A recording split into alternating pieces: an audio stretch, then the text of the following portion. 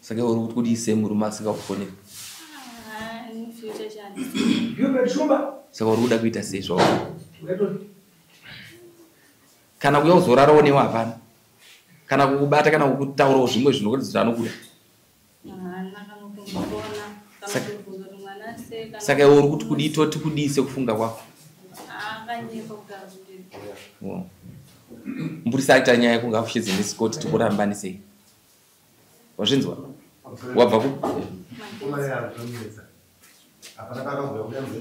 Mirai kandikutaura nemi. Mutemo unoti nyangwe achitaura zvaakutaura nhasi atifanira kuti atikwanise kuita izvo. Next court ngavo. Mutemo anoti munhu anokodzera ano mazuva anotendera kuti court tozosvika pakufa zvokupedzesera judgment. But last court anga avinga haana kuvinga izvi kaizvo. Kune kumba kwake ati zvandwa. Okay, kana iri yopfuma haina izvozvo. Pana vana vangani? Zvinonetsa vana vadiki.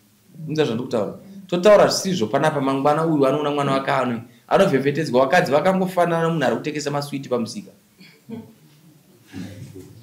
Munza zvatotaura. Mwana wako ari kuti achada murume, uyu hauchadi here murume?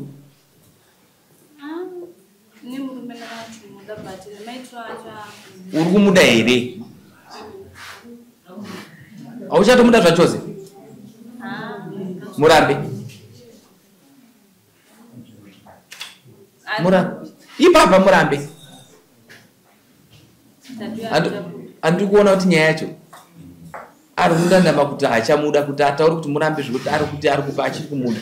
Saka timbomira. Iwewe panoona wangani? Ndo first murume wako here? Ukambororwa kumwe? Okay.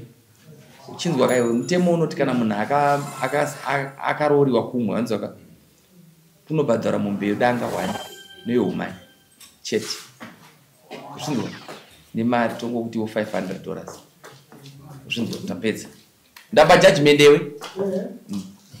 Mumbe 2 yodanga neumai $500. Next case. Yeah.